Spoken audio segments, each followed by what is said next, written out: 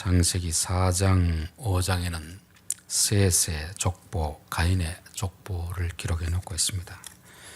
단순한 족보가 아니고 1000년 이상의 역사를 하나님이 이 족보 속에 담아 놓고 있습니다.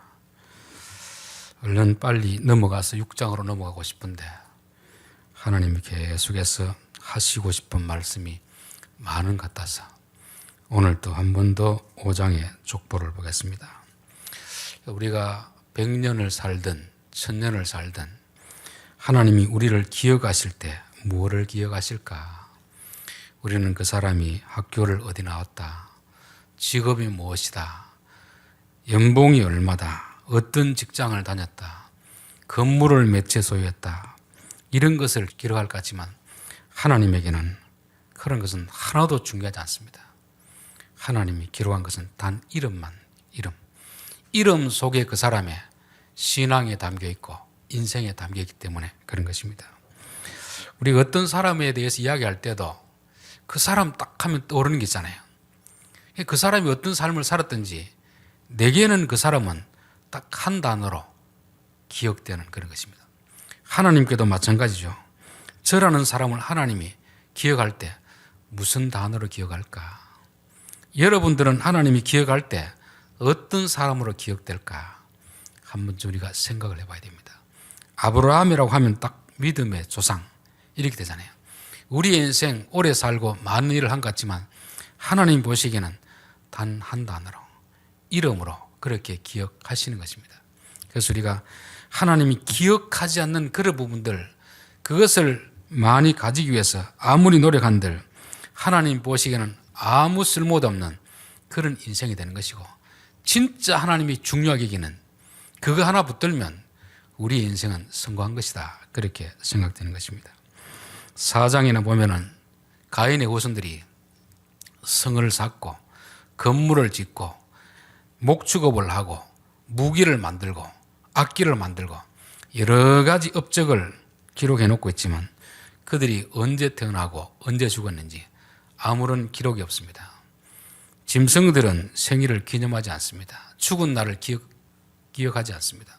사람은 귀하니까 생명이 태어난 날을 기록하고 죽은 날을 기념하고 하는 것 아닙니까? 짐승의 삶을 살 수도 있고 사람의 삶을 살 수도 있는 것입니다. 그런데 우리는 이 땅에 살면서 누구를 부러워하느냐 하면 가인의 후손들의 삶을 부러워하는 거죠. 누구는 집이 몇 채 있다더라, 연봉이 몇 억이다더라, 어떤 지위에 올랐다더라.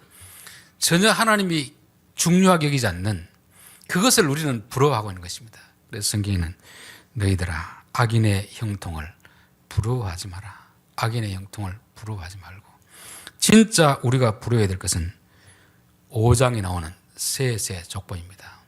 이들이 한 일이 무엇이 없겠습니까? 이들도 한 일이 많겠지만 하나님은 그런 것은 기억하지도 않고 기록하지도 않습니다.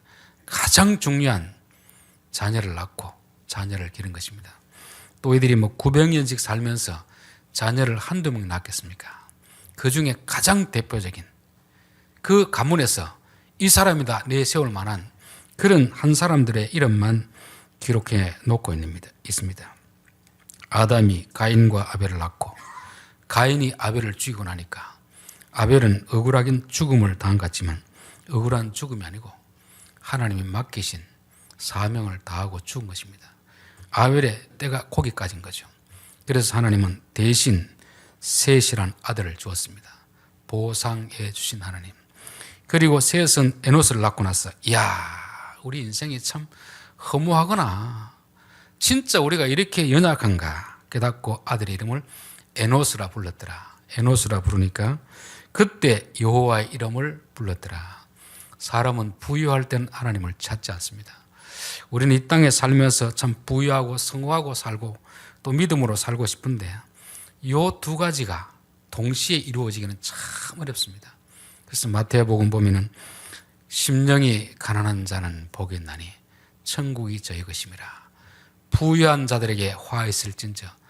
부 자체가 화는 아닌데 부가 있으면 하나님을 의지하기보다 부를 의지하기 때문에, 가난 자체가 복은 아닌데 가난 때문에 하나님을 의지하기 때문에 그것이 복이라는 거죠. 그래서 셋은 에노스를 낳고 하나님, 우리는 참으로 연약한 존재입니다. 그렇게 고백하는 삶. 그러니까 그에게 게나를 주셨더라. 광대한 소유, 넓은 땅을 준 것이요. 이 땅을 말하는 게 아니고 천국을 주셨다 하는 것입니다. 이것을 신약에서 보면 온유한 자가 복이 있나니 그들이 땅을 기업으로 차지할 것이라 그렇게 말씀했습니다. 그 게난이 낳은 아들이 마하랄렐이다. 마하랄렐. 믿음의 자손들은 하나님을 찬송하는 자들이다. 이들이 무슨 큰 일을 하고 안 하고가 중요한 게 아니고 그들의 입술에서 하나님을 찬송하는 말이 나오고 있는가? 하나님께 감사하는 말이 나오고 있는가? 가인의 후손들은 뭘 했겠습니까? 자기 자랑을, 자기 자랑. 우리가 성을 지었습니다. 우리가 무기를 만들었습니다. 우리가 목석을 했습니다. 자기 자랑만 하고 안 되면 남탓하고 하나님께 원망하지만 믿음의 사람들은 아무것도 없어도 내게 생명 주신 그것만으로도 하나님 감사합니다. 하나님을 찬양합니다. 그런 삶이 바로 그런 것이죠. 그래서 마하랄렛이 낳은 아들이 야렛이라. 하늘에서 내려온 자이다. 예수 믿는 사람들이 궁극적으로 나타내야 될 모습은 뭐겠습니까? 아들의 모습을 나타내는 것입니다. 아들. 하늘에서 내려오신 예수님. 왜 내려오시냐면 너희들은 요렇게 살아야 된다. 요렇게. 세상을 살 때 요렇게 살아야 된다. 그 본을 보여주기 위해서 오신 것입니다. 그래서 우리는 예수를 믿고 그 예수가 우리 안에 들어가서 작은 예수를 우리가 또 낳아야 되는 것입니다. 그래서 사람들이 볼 때, 야, 저 사람 보면 나도 예수 믿고 싶다. 저 사람 보면 하나님이 계심을 알겠다. 이런 고백이 나올 수 있도록 우리가 하나님은 아니지만 하나님 닮은 모습으로 만들기 위해서 구원을 시켜줬습니다. 그런데 우리는 구원이라고 하면 예수 믿고 내 마음대로 살다가 그냥 죽어서 천당 가는 것으로 생각하는데 그거는 성경이 말하는 구원이 아닙니다.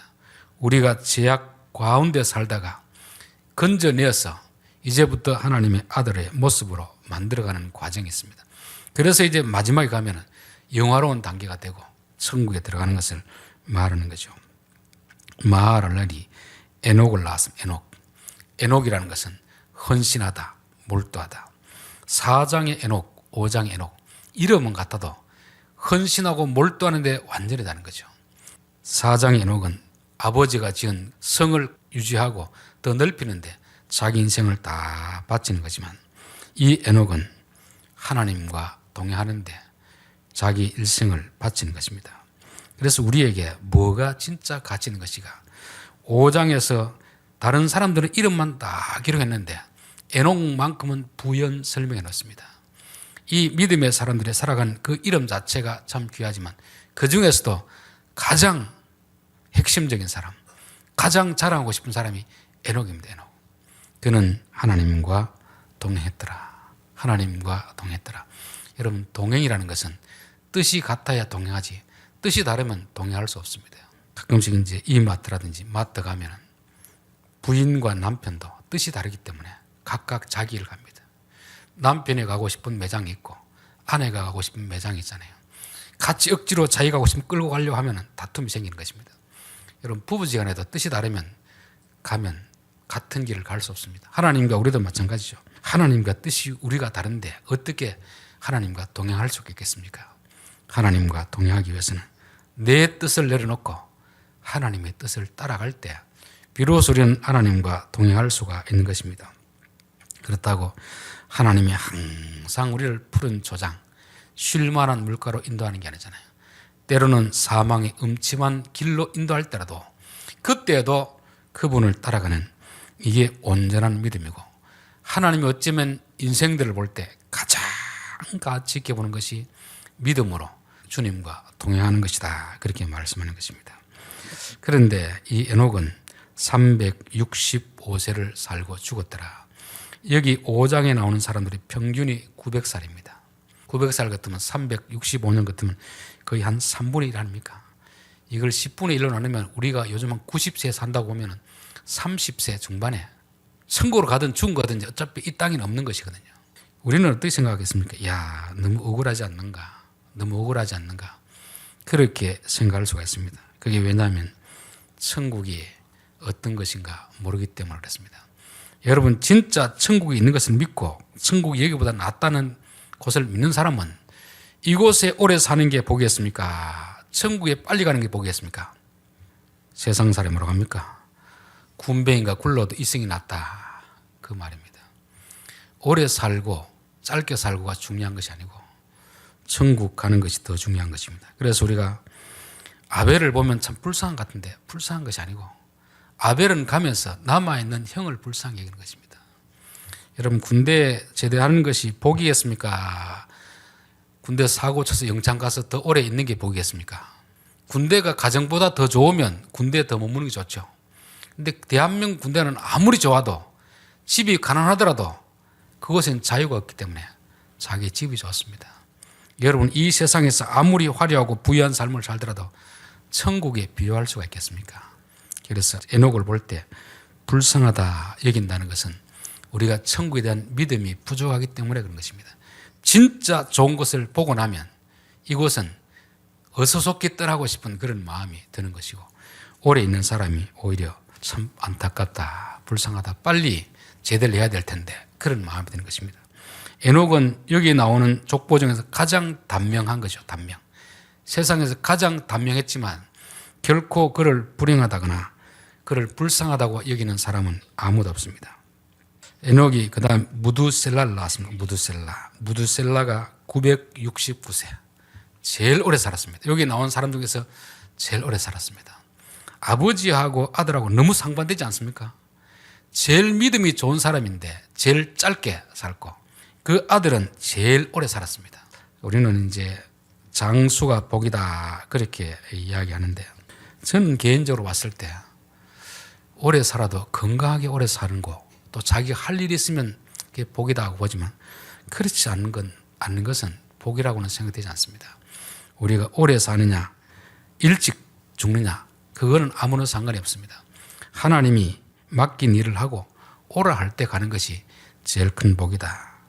사람마다 사명이 다 다르기 때문에 사람마다 어떤 사람은 뭐 80을 살게 할 수도 있고 100살을 살게 할 수도 있고 어떤 사람은 30을 살게 할 수도 있고 어떤 사람들은 어린아이 때 돌아가게 할 수도 있습니다. 그 수명은 사람들마다 다 다른 것입니다. 욥기에 보면 그의 날을 정하셨고 그의 달수도 죽게 있으므로 그의 규례를 정하여 넘어가지 못하게 하셨사온즉 사람의 수명은 정해진 것이고 우리는 모릅니다. 어떤 사람이 몇 살을 살지는 모르지만 우리가 너무 건강해서 건강하게 하더라도 일찍 돌아가는 분 있잖아요. 옛날에 그 무슨 박사님 있지 않습니까? 웃음 전하면서 그래도 어느 날 자기가 가지고 그냥 뭐 회 드시고 돌아가 버렸잖아요. 건강을 위해서 노력을 해야 되지만 그렇게 한다고 해서 오래 사는 게 아닙니다. 하나님이 정해진 수명이 있고 그 수명만큼만 살다가 하나님이 오라면 기쁨으로 달려가야 되는 것이 우리의 삶이라 그렇게 믿습니다. 하나님은 왜 무두셀라를 가장 오래 살게 했겠습니까? 그에게 맡긴 사명이었습니다. 에녹이 무두셀라를 낳고 나서 하나님과 동행하는 삶을 시작했거든요. 무두셀라가 뭐냐면 창 던지는 자. 이가 죽으면 세상은 끝이 온다. 전쟁에서 창 던지는 자가 제1선에서 싸우다가 그가 무너지면 그 전쟁은 끝난 것과 마찬가지입니다. 그래서 하나님은 무두셀라가 죽으면 세상을 심판하시리는 계획을 가지고 있었고 에녹에게 그 계획을 알려주셨고 에녹은 그것을 알고 아하 세상이 영원하는 것이 아니구나. 끝날 때가 있구나. 세상도 끝날 때가 있고 나 개인의 삶도 끝날 때가 있구나. 그렇다면 남아있는 생애를 어떻게 살 것인가.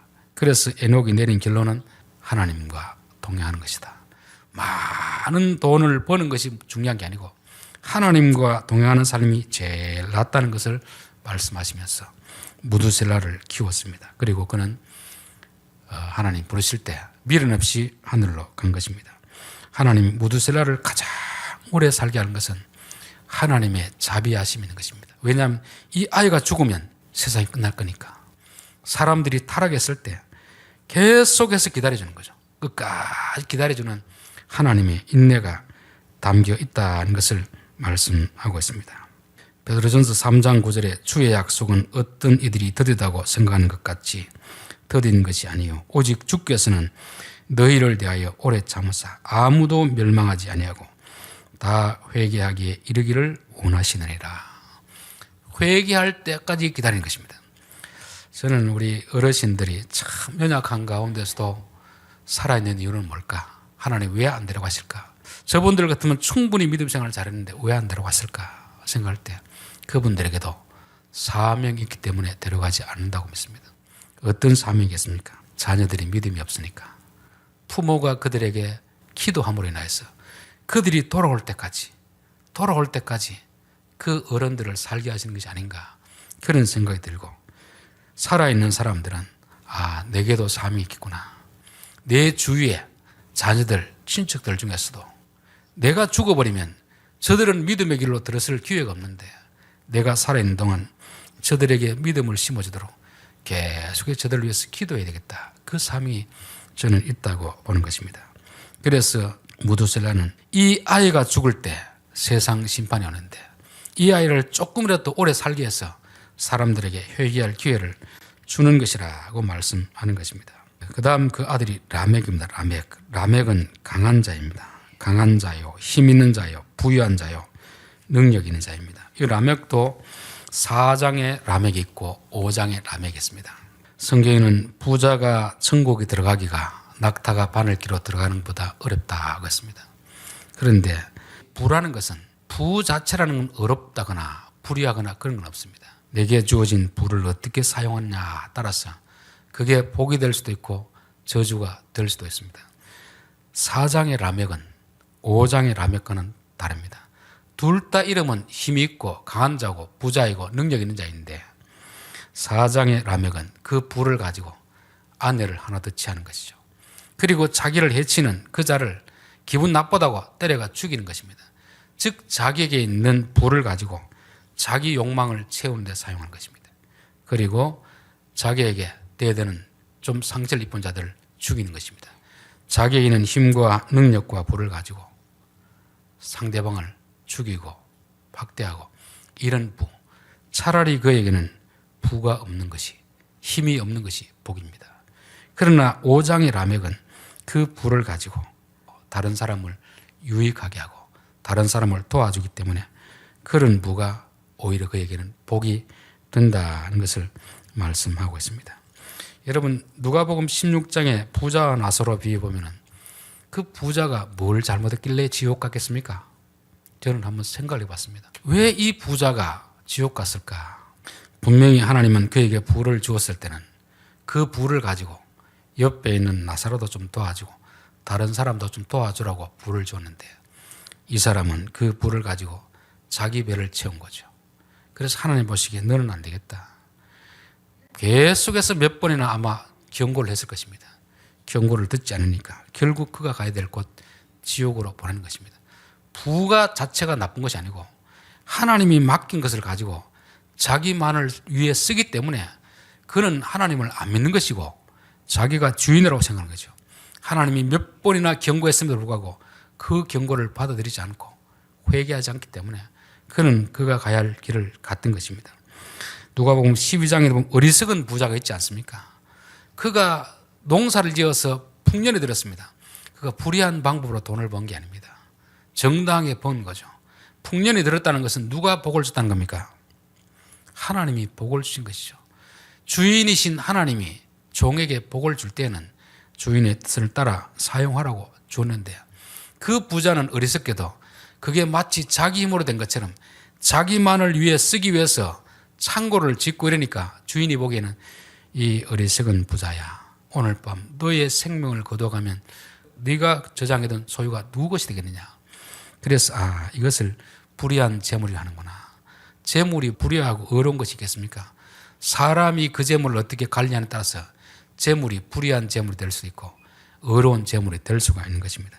힘도 마찬가지고 재능도 마찬가지고 우리에게는 모든 것이 하나님 주신 것인데 하나님의 뜻대로 주인의 뜻대로 잘 관리하는 5장의 라멕이 있고 그 준 부와 힘과 권력을 가지고 자기 욕망을 채우고 약자들을 삼키고 약자들이 학대하는 그런 악한 자도 있다는 것입니다. 그래서 저는 하나님 우리에게 부를 주십시오 이런 기도보다 하나님이 내게 주시는 것으로 주인의 뜻대로 잘 관리하는 그런 삶이 되게 하옵소서.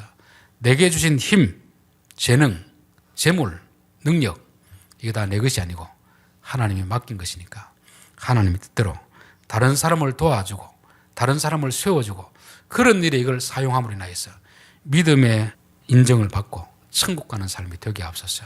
우리는 늘 그런 기도를 드려야 될 줄 믿습니다. 라멕이 그 힘을 가지고 노아를 낳았습니다. 노아는 안위자다, 위로자다.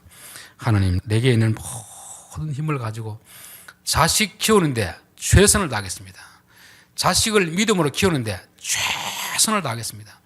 이 무드셀라가 죽으면 이제 이 땅에 끝이 오는데 이 땅 지금 그 끝을 이미 선고를 받은 거죠.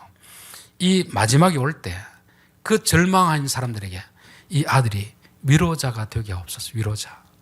위로자가 되게 하옵소서. 그래서 라멕이 아들을 낳고 위로자라 그렇게 말씀하는 것입니다. 저는 우리의 인생에서 가장 복된 삶이 어떤 것인가? 어리석은 부자처럼 내가 얼마나 돈을 많이 벌어서 모았는가? 건물을 몇 채 소유했는가? 아무런 쓸모가 없습니다. 내가 다른 사람들에게 위로자가 되고 있는가? 다른 사람들을 억울하게 하는 사람이 되었는가? 그것만 보면은 우리가 믿음의 사람인가? 우리가 믿음이 없는 불신자의 삶인가를 알게 되는 것입니다. 하나님이 우리에게 주신 모든 것들은 다른 사람을 위로하라고 도와주라고 주신 것입니다. 그렇게 하면 참 우리는 노아의 인생을 살 수 있는데 우리에게 주신 것을 어리석게도 다 내 것으로 알고 내 배만 채우기 위해서 내 가정만 먹여 살리기 위해서 그렇게 산다면 그것은 불신자의 삶이 되리라 그렇게 믿습니다. 그래서 노아는 어려서부터 부모에게 세뇌당하듯이 너는 노아다, 너는 위로자다, 사람들에게 위로자가 되어라, 위로자가 되어라 계속 귀에 딱지가 않도록 되는 것입니다. 하나님이 모세를 쓰시기 원하잖아요. 그런데 모세의 이름이 뭐냐면 강에서 건짐 받은 자입니다. 이름 그대로 너는 이스라엘 백성을 애굽 땅에 건져낼 자이다. 그래서 모세라는 것입니다. 또 실제로 그가 나일강에 조그만 곳 항아리에 띄워져서 건짐 받는 거 아닙니까? 너의 인생이 강에서 건짐 받은 인생이니까 너는 모세라리라. 모세야. 그리고 너는 이 땅에 살아가면서 사람을 건져내는 자가 되라. 사람을 위로하는 자가 되라. 그렇게 했습니다. 근데 모세는 어떻게 했습니까? 40이 되어서 그걸 한다고 사람을 죽이는 사람이 된 거죠. 하나님은 얼마나 화가 나겠습니까? 사람을 살리라고 키워놨더니만 힘을 가지고 사람을 죽이는 일을 하는 것입니다. 너는 안 되겠다. 광야로 보내서 계속 훈련을 시키는 것입니다. 우리에게 하나님이 능력을 주셨을 때 그 힘을 가지고 사람을 살리는 데 쓸 수도 있고 사람을 죽이는 데 쓸 수도 있습니다. 그러면 우리의 그 힘은 우리에게 복이 되지 못하고 저주가 되는 거죠. 가룟 유다를 향해서 예수님이 하신 말씀이 너는 차라리 태어나지 않았으면 좋았을 것을. 제자들 중에서 가장 똑똑한 사람이 가룟 유다였답니다. 그런데 그 똑똑함을 가지고 돈은 아무나 맡기는 게 아니잖아요. 그 중에서 제일 계산을 잘하고 정직한 사람에게 맡기는데 그렇게 부름받았으면 그 신뢰를 저버리지 않아야 되는데 그 돈에 눈이 멀어가지고 결국 예수님을 팔고 마지막 비참한 죽음을 당하는 걸 보고 나서 차라리 태어나지 않았으면 좋았을 것을. 그런 예수님의 평가를 받게 되는 것입니다. 저는 부자도 그렇고 권력자도 그렇고 이 사람이 어떤 권력이나 부를 받았을 때는 그것을 준 사람의 뜻에 맞도록 잘 관리하면 그것이 복이 되는데 그렇지 않고 그것을 자기 배를 채우는 어리석은 부자가 되면 오히려 그는 차라리 그 자리에 오르지 않았으면 좋았을 것을. 저는 성경에서 사울을 보면 그런 생각이 듭니다. 하나님이 가장 작은 지파, 베냐민 지파 중에서도 가장 작은 가문에 사람을 왕으로 세워주었으면 감사하고 내가 주인의 뜻을 따르겠습니다. 그렇게 될 텐데 고만 왕이 되니까 사람이 교만해가지고 하나님 말씀을 안 듣는 것입니다. 그리고 2년째 되던 해부터 내가 너를 버리겠다. 하나님 앞에 버림받고서 38년을 왕자리에 있으면서 백성들에게 고통을 가하는 그런 모습들. 우리에게 무엇이 주어지면 그걸 가지고 위로자가 될 수도 있고 사람들을 힘들게 하는 자가 될 수도 있겠구나. 늘 그 생각을 하고 우리가 남들보다 높은 지위에 오르고 남들보다 더 많은 것을 가졌을 때 하나님이 내게 맡기신 것이구나. 주여 이것을 어떻게 사용하면 되겠습니까? 솔로몬이 자격도 안 되는데 제일 막내인데 왕이 되었고 나서 하나님 앞에 기도했습니다. 하나님, 저는 어린아이와 같은 자인데 이 많은 백성들을 내가 어떻게 다스리겠습니까? 저는 부족합니다. 하나님, 나 좀 도와주십시오. 그래서 하나님 나타났을 때 뭘 주면 되겠느냐? 듣는 귀를 주십시오. 듣는 귀. 그걸 우리는 지혜로 번역했는데, 하나님이 말씀하실 때 좀 알아들을 수 있는 귀를 주십시오. 저는 그래서 참 우리가 세상에서 받아야 될 복이 참 많이 있지만 그 중에서 중요한 것은 말씀을 듣고 깨닫는 그 귀. 그 귀가 참 중요한 것입니다. 하나님이 말씀하실 때 듣고 깨달으면 곧바로 갈 수 있는데, 깨달을 귀가 없으면 우리의 인생이 많은 시간 낭비, 돈 낭비하고 나중에 돌아서 깨닫는 그런 어리석음을 범하기 때문에 솔로몬은 하나님, 듣는 귀를 주십시오. 듣는 귀.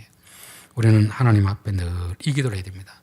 돈 부자가 되는 것이 아니고 믿음의 부자가 되게 없어서 듣는 귀를 주십시오. 제발 깨달을 수 있는 귀를 주십시오. 이스라엘 백성을 애굽에서 불러내고 나서 처음으로 훈련한 게 뭐냐면 만나를 통하여서 너희들 내 말 듣나 안 듣나 훈련했습니다. 거기서 들었더라면 그들은 곧바로 가나안에 가서 삶이 시작됐을 텐데 그거를 알아듣지 못하는 것입니다. 그래서 38년을 인생을 낭비하는 헛송세월하는 그런 삶을 살고 그제야 깨닫는 것입니다. 여러분, 우리에게 부를 주신 것은 하나님이 다 뜻이 있습니다. 지위를 주신 것도 다 뜻이 있습니다. 그것을 가지고 하나님이 원하는 삶을 살아라. 연약한 자들에게 위로자가 되어줘라. 약한 자들을 도와줘라. 노아와 같은 삶을 살아라고 그렇게 주시는데, 이것을 모르고 어리석은 부자처럼 자기 배를 채우기 위해서, 자기를 보호하기 위해서 힘과 부와 권력을 사용하다가 결국은 비참한 사울의 신세를 보게 되는 것이 성경의 역사이고 오늘 우리 시대의 역사인 것입니다. 32절, 노아는 500세 된 후에 셈과 함과 야벳을 낳았더라. 5장의 이름을 낳은 평균 연령이 몇 살이냐면, 아담은 셋을 130세에 놓습니다. 셋은 105세, 에노스는 90세, 게바는 70세, 마하랄레는 65세. 다 거의 100세, 기껏 해봐야 한 180, 182. 그 200세 전후에 다 자녀를 놓거든요. 그런데 노아는 500세 된 후에 자녀를 낳았더라. 여러분, 진짜 남들을 위해서, 위로자가 되기 위해서 그렇게 믿음으로 살았는데 자녀는 남들보다 2배 이상의 훨씬 더 늦은 시간에 주는 것입니다. 그럼 우리가 생각할 때, 야, 이거 좀 하나님 너무하신 것 아닌가, 그렇게 생각할 수 있습니다. 저는 늘 사람들을 보면서 너무 일찍 출세하는 것도 참 위험하다, 그런 생각이 듭니다. 또 너무 늦게까지 길이 안 열려도 실망할 필요는 없겠다. 왜냐하면 성경에 보면 너무 일찍 왕이 된 사울의 그 말로가 너무 비참하거든요. 그러나 다윗 같은 경우는 기름을 부어놓고 나서 10년 이상을 도망자 신전하는 것입니다. 모세 같은 사람 하나님 쓰시기 위해서 40년을 뺑뺑이 돌린 것입니다. 아브라함 100살에 아이 낳습니다. 이삭은 40세에 장가서 20년 후에 60의 자식을 낳습니다. 야곱은 77세 그때 외삼촌 집으로 가서 거기서 7년 노동을 하고 라헬을 맞이하니까 84세 자녀를 낳습니다. 우리를 보면 완전히 실패한 인생이죠. 남들은 때가 되면 탁탁탁탁 졸업하고 장가가고 아이 놓고 이렇게 하는데, 여기 성경에 나오는 진짜 믿음의 사람들은 남들 다 장가가고 손자 볼 때 그때 이제 장가는 것입니다. 얼마나 늦습니까? 이걸 보면 참 위로가 됩니다. 저는 늘 목사가 되고 나서 목사가 될 것 같으면 진작 좀 하나님 부르시지, 왜 남들보다 10년 늦게 불러서 이렇게 참 공부할 것도 많은데, 좀 젊은 나이에 했으면 머리가 팍팍 돌아갈 텐데 지금은 봐도 돌았으면 잊어버리고 그렇게 좀 생각할 때가 있거든요. 지금 생각해보니까 10년 늦게 하신 것도 하나님 내게 주신 복이다, 그런 생각이 들어요. 그냥 신학교 전부터 가가지고 한 사람들은 교인들의 심정을 모릅니다. 직장 생활하면서 얼마나 어린지는 몰라요. 저는 해봤기 때문에 이분들이 이런 상태이구나, 하나님 그것을 다 경험하기 위해서 하시는구나. 하나님이 어떤 사람은 특별히 쓰실 사람들은 늦게 하시는 것입니다. 늦게. 직장도 좀 늦게 잡게 하고 결혼도 늦게 할 수도 있고 결혼해서도 자녀를 늦게 낳을 수도 있고 그게 실패가 아닙니다. 일찍 남들 할 때 탁탁 하는 것도 그것도 뭐 복이라고 했지만 그게 반드시 복은 아니에요. 또 늦었다고 해서 그게 또 반드시 실패한 인생도 아닙니다. 저는 성경을 보면서 참 위로가 되는구나. 위로가. 하나님이 우리의 어떤 꿈 이루어지지 않고 늦게 하실 때에도 다 이유가 있구나. 요셉은 17세에 꿈을 꾸잖아요. 형들이 너에게 절할 것이다. 꿈을 꾸는데 꿈을 꾸면 한 1, 2년 내에 총리가 돼야 되는데 노예로 잡혀가고 또 감옥살이하고 얼마나 억울한 일을 많이 당합니까? 그리고 나서 30세에 총리가 되는 것입니다. 그렇게 고생하니까 총리가 되었어도 사람이 교만하지 않잖아요.